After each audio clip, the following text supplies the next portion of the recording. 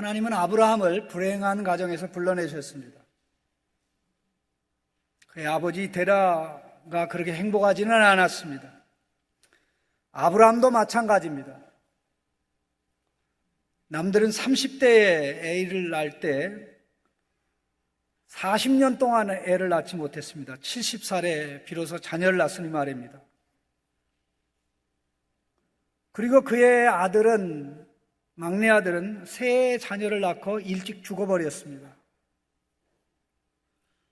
그리고 그의 대를 이을 장남 아브라함은 결혼하고도 자녀가 없었습니다.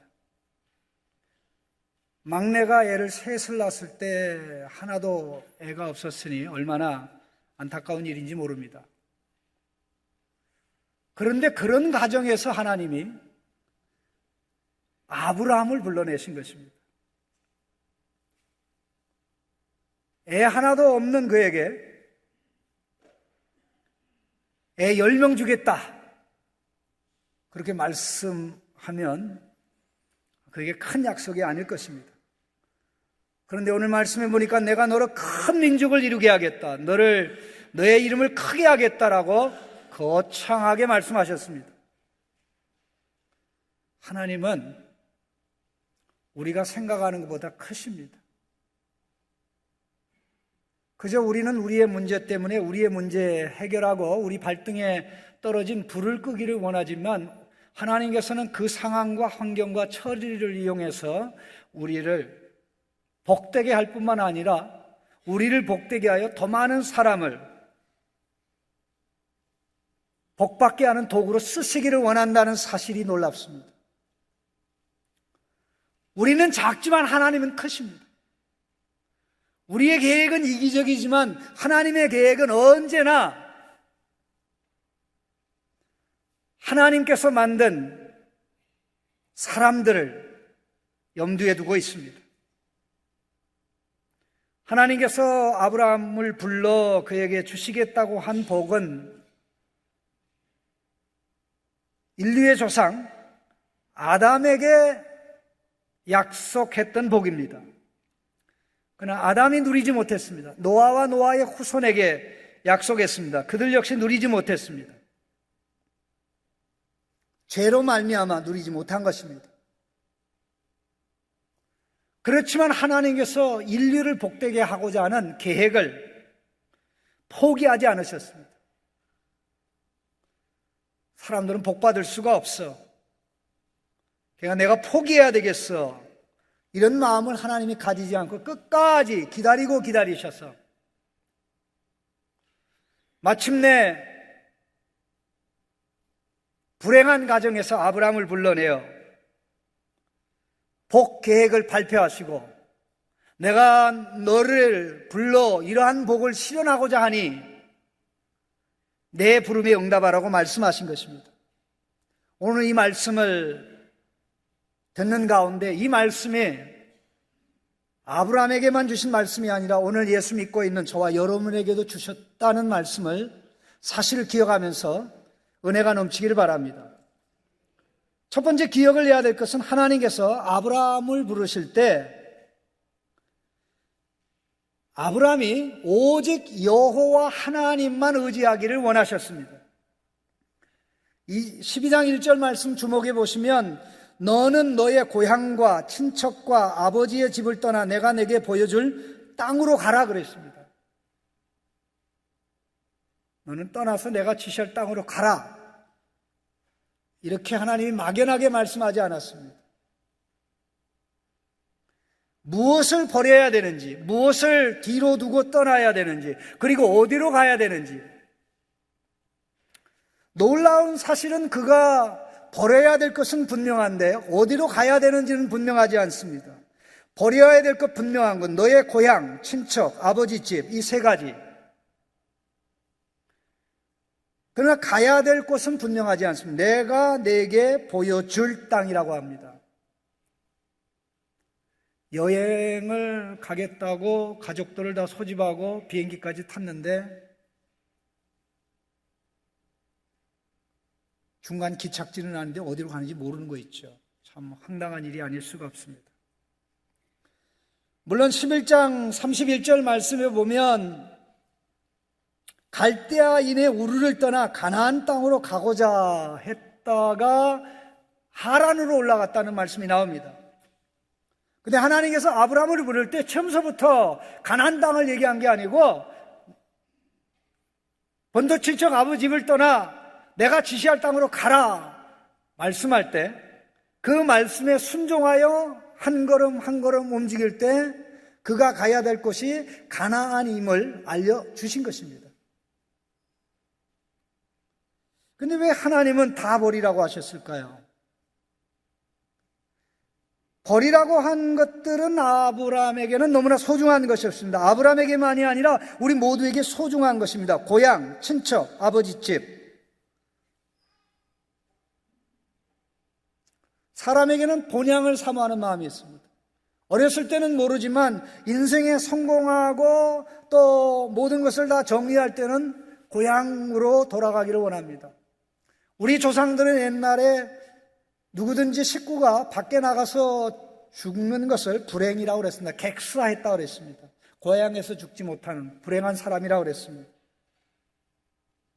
하나님께서 너의 고향, 여기서 말씀하는 너의 고향이라는 말은 너의 땅이라는 말입니다. 너의 땅. 땅은 정체성의 뿌리입니다. 그 땅을 떠난다는 것은, 그 땅을 떠나 더 이상 밟지 않는다는 것은 그의 정체성이, 신분이 뿌리째 뽑혀서 새롭게 바뀌는 것을 의미합니다. 너의 땅이라는 말씀하고 하나님께서 지시할 땅이라는 이 말씀, 우리말에는 고향으로 번역됐지만 히브리어 원문에는 두 개 다 땅입니다. 버릴 땅, 갈 땅. 떠날 땅, 갈 땅. 하나님께서 아브라함에게 새로운 땅을, 새로운 인생의 기반을 주시겠다고 말씀한 것입니다. 너무나 분명합니다. 너의 땅, 너의 친척, 아버지 집.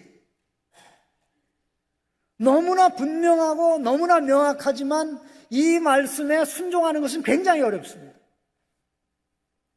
다 포기하라는 거예요. 다 포기하라는 거예요. 다 내려놓으라는 것입니다. 근데 내려놓으라는 게 쓰레기가 아니고 소중한 것들이에요. 생명과 같은 거예요. 자기 인생의 전부와 같은 것들이에요. 그거 다 내려놓고 가라고 했던 것입니다. 하나님의 이 말씀을 하신 것은 지난주에 말씀드렸듯이 아브라함이 자기 고향 갈대아 우르에 있었을 때라고 말씀드렸습니다. 그럼 이 말씀에 비추어 보면 31절의 내용, 데라가 그 아들 아브라함과 하란의 아들 그의 손자 롯과 그의 며느리 아브라함의 아내 사레를 데리고 갈대아의 우리를 떠나 가나안 땅으로 가고자 하더니 하는 이 말씀을 새롭게 이해할 수 있죠. 아브라함은 하나님의 부름을 받고 아버지, 제가 부름을 받았습니다. 고향과 친척과 아버지 집을 떠나라고 그랬습니다. 죄송합니다. 제가 떠나겠습니다라고 미처 할 수 없었던 것이죠. 그래서 아버지를 설득해서 모시고 나왔던 거예요. 모시고 나왔는데 중간에 아버지가 마음이 바뀌리라고는 꿈에도 생각 안 했죠. 가는 가운데 너희들이 갈 곳이 가나안 땅이다라고 하나님이 사실 아브라함에게 가르쳐 주신 것입니다. 그럼 그들이 떠난 갈대아 우르하고 가나안은 비교 대상이 안 됩니다. 갈대아 우르가 오늘날로 얘기하면 서구 문명이 발달한 유럽이나 미국과 같은 곳이라고 하면 가나안 땅은 아프리카와 같은 곳입니다. 강대국을 떠나 약소국가로 가라고 해도 안 갈 판인데 최고 문명이 발달한 행복한 땅에서 떠나 아무도 알아주지 않는 오지로 가라고 했던 것이죠. 갈 수 있겠습니까? 만일 간다면 땅을 보고 가는 것이 아니라 부르는 하나님을 보고 가는 것이죠. 약속을 믿고 가는 것이 아니라 약속을 하시는 하나님을 믿고 가는 것이, 이게 신앙입니다. 모든 기반이 다 있습니다. 고향에는 친구들이 있습니다. 또 친척이 있습니다. 먼 친척, 가까운 친척, 또 이웃들이 있습니다. 언제든지 어떤 상황에서든지 위급한 상황에서 도움받을 수 있는 것이 고향, 친척, 아버지 집입니다. 이거 다 뒤로 하고 내가 보여줄 땅으로 가라.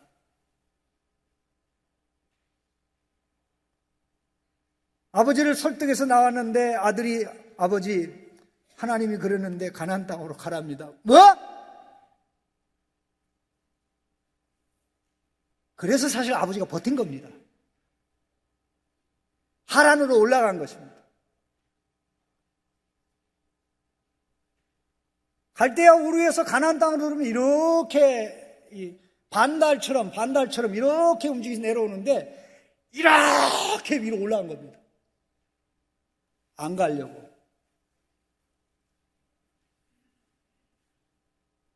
하나님의 부르심이 아브라함이 순종하기 쉬운 것이 아니었다는 것입니다. 그럼 왜 하나님은 이렇게 다 버리라고 하셨을까요? 그 이유가 있습니다. 내가 너의 전부가 될게, 그 약속이거든요. 내가 너의 고향이 될게, 내가 너의 친척이 될게, 내가 너의 아버지 집이 될게, 네가 나의 부름을 받고 갈 때마다 어떤 상황, 어떤 형편, 처지에 있든지 필요한 너의 모든 것을 다 제공해 줄 테니까 다 버리라는 것입니다.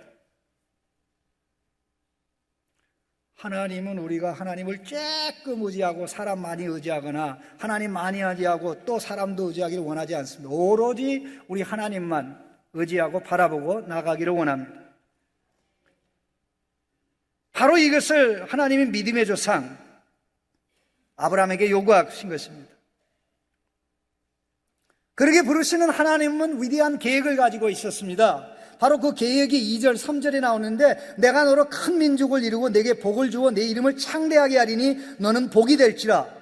너를 축복하는 자에게 내가 복을 주고 너를 저주하는 자에게 저주를 내리리니 땅의 모든 족속이 너를 통해서 너로 말미암아 복을 받으리라. 요 2절, 3절의 말씀을 한마디로 요약하면 우리가 예수 그리스도 안에서 누리는 복음의 복입니다.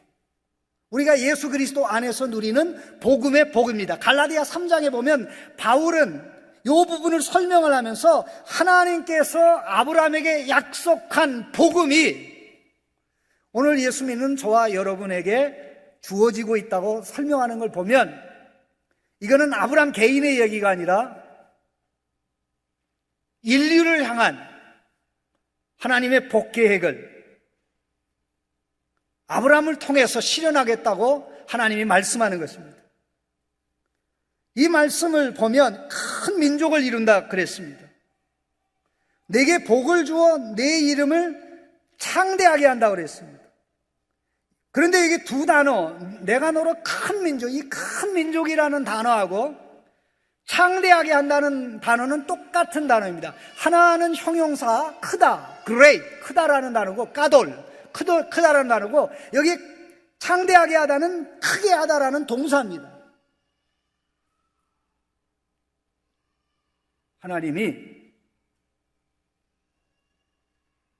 아브라함에게 복을 주어 그의 이름을 위대하게 하는데 그가 위대하다는 사실이 하나님이 만드실 위대한 민족을 통해 드러나는 것입니다. 가만히 생각해 보세요. 하나님은 노아의 후손들이 시날이라는 평지에 모여서 성과 탑을 쌓으면서 하늘 꼭대기까지 올라가게 하여 이름을 내려고 낼 때에 그들이 이름을 내지 못하도록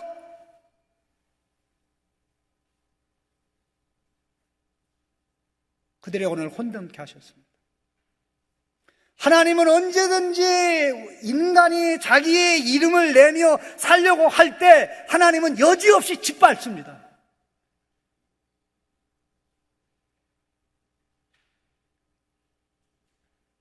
이 땅에는 유명해지려고 하다가 유명을 달리하는 사람들이 굉장히 많습니다. 유명해지려고 하다가 무리수를 써요.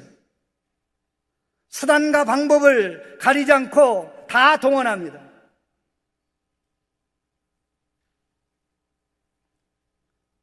그러나 하나님이 우리에게 주신 사명은 하나님의 이름을 높이는 것이지, 하나님을 영화롭게 하는 것이지, 하나님이 주신 사명에 따라서 하나님의 통치, 대리 통치를 이어받아서 하나님의 뜻을 따라갈 때 하나님께서 우리의 이름이 자동적으로 높아지게 하는 겁니다. 하나님이 우리의 이름을 높이면 영원히 높아질 줄로 믿습니다.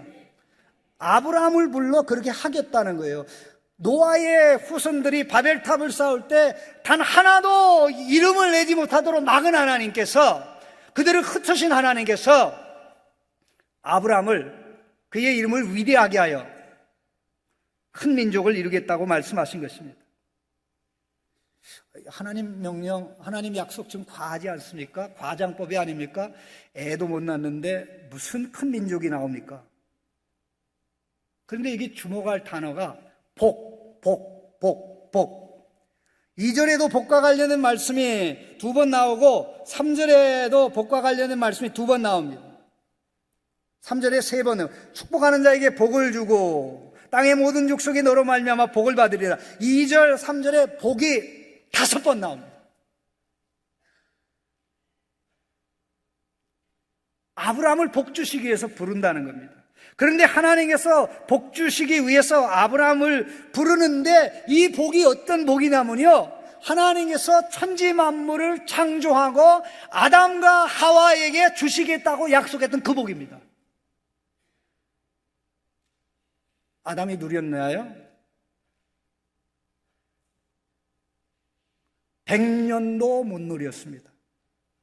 130살에 셋을 낳았으니까 셋을 낳기 전에 이미 가인과 아벨을 낳았으니 가인과 아벨이 태어났을 때는 100세 아마 이전이었을 것입니다. 그러면 하나님이 천지를 창조한 지 100년도 못 돼서 하나님이 주신 복을 누리지 못했다는 거죠.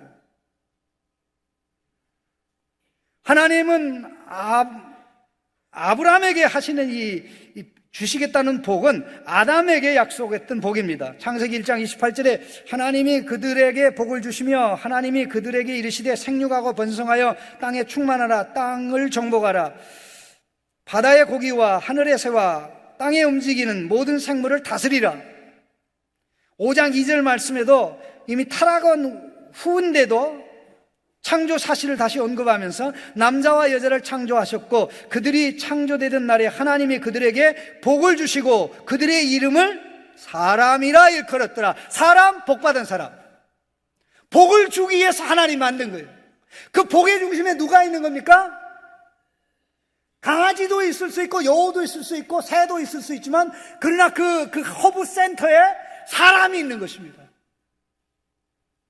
하나님의 한없는 복, 한없는 은혜, 한없는 사랑, 한없는 긍휼, 자비를 마음껏 누리면서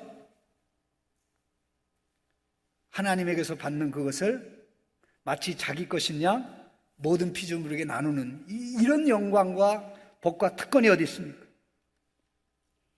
아담이 실패했습니다. 죄악의 길을 가면. 노아의 후손들은 어떻습니까? 노아와 노아의 아들들에게 방주에서 나온 다음에 하나님 말씀하셨습니다. 하나님이 노아와 그 아들들에게 복을 주시며 그들에게 이르시되 생육하고 번성하여 땅에 충만하라.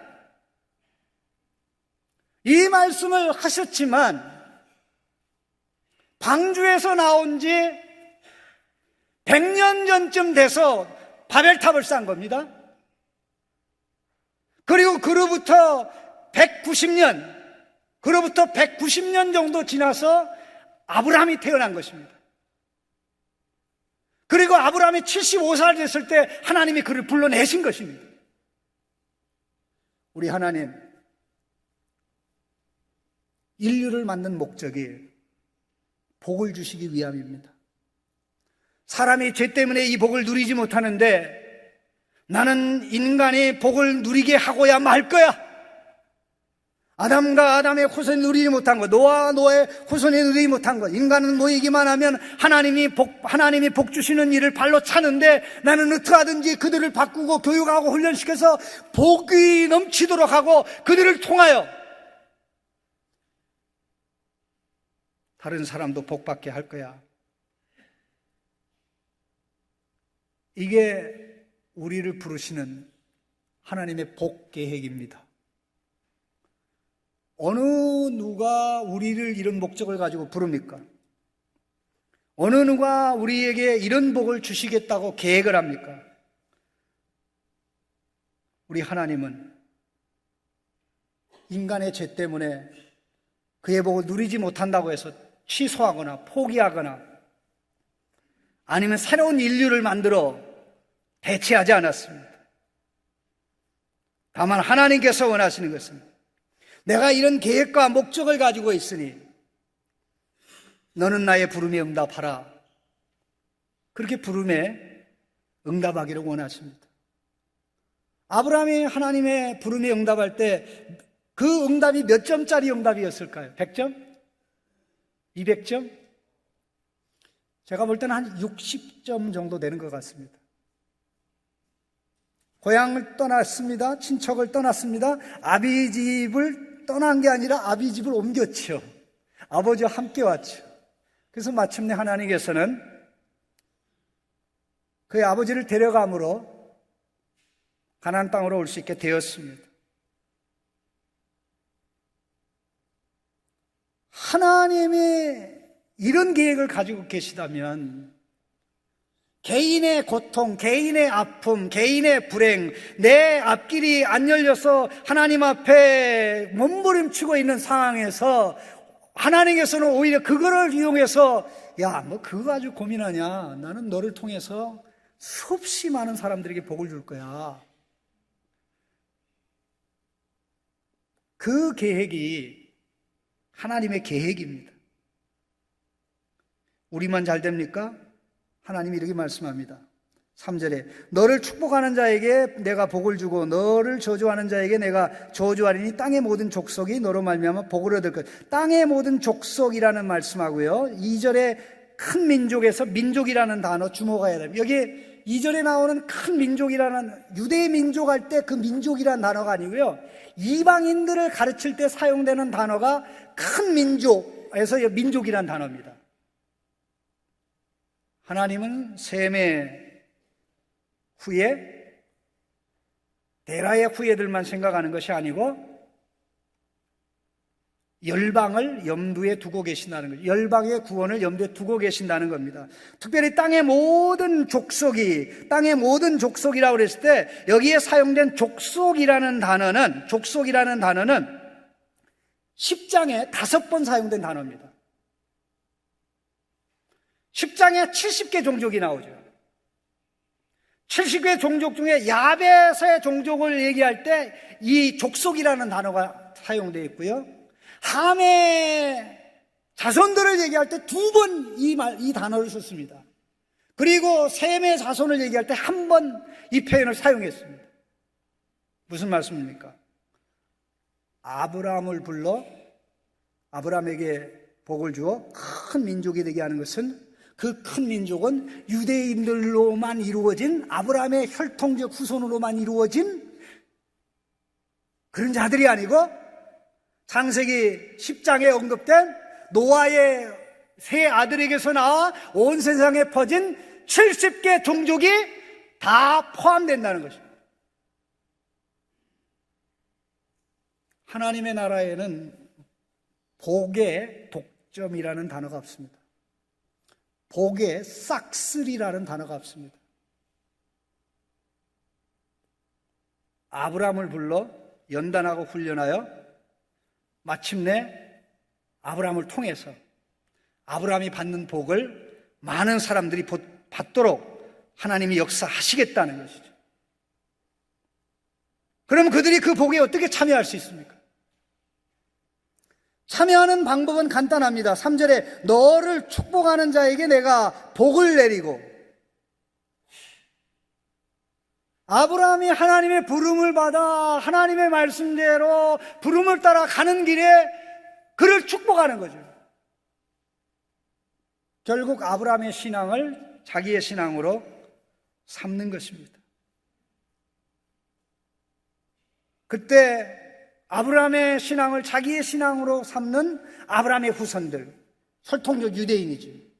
아브라함의 신앙을 자기의 신앙으로 삼는 이방인들, 혈통적인 이방인들. 그러나 그들 모두 믿음의 후손이 되어 그리스도 예수 안에서 이 엄청난 복을 누리게 되는 것입니다.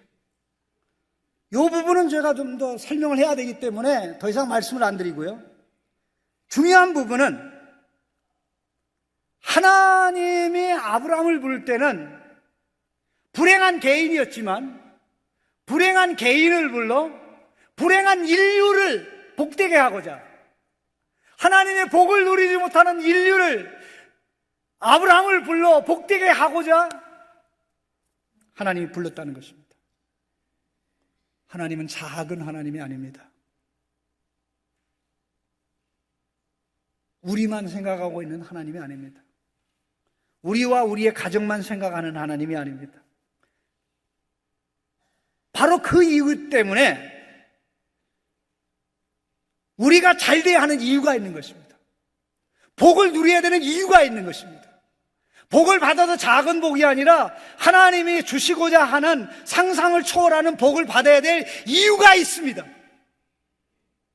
하나님이 주시는 만큼 다 받은 사람이 있을까요?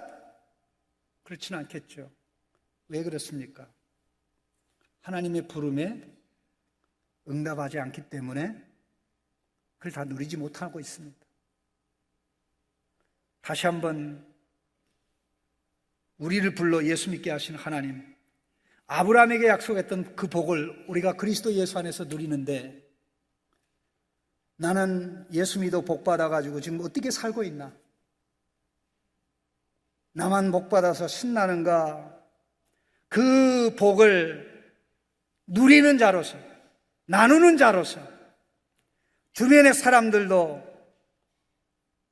동참하게 하는가 하는 이것은 하나님 앞에서 우리가 끊임없이 날마다 물어야 될 질문인 줄로 믿습니다.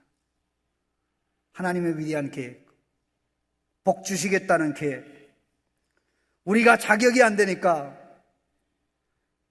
마침내 우리의 죄와 저주의 문제를 예수님이 해결하고자 예수님이 저주와 진노받고, 우리가 순종 못하니까 예수님이 대신 순종해서 우리가 예수님의 자격으로 오늘 이 복에 동참하고 있는 것입니다. 그러나 이 복을 더 누리고 이 복을 더 체험하고 향유하기 위해서는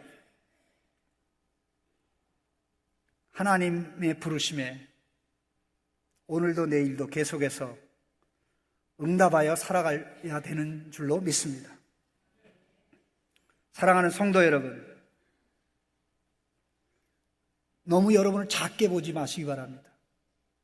가정이라는 앵글에서, 각도에서만 나를 보고 작고 초라하게 살지 마시기 바랍니다.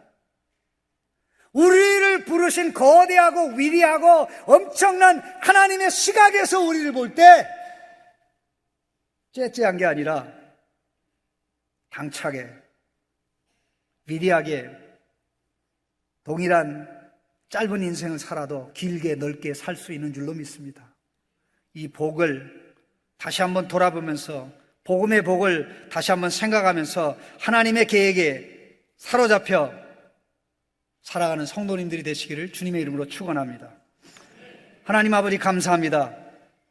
불행한 가운데 있던 아브라함을 불러 가정의 불행만이 아니라 인류의 불행을 해결하겠다고 하시는 하나님의 위대한 부름 앞에 고개를 숙입니다.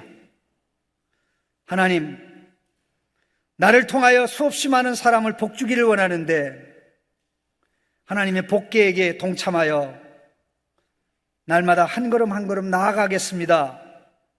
부르심에 응답하는 자로 날마다 살도록 역사해 주시옵소서. 예수님의 이름으로 기도하옵나이다.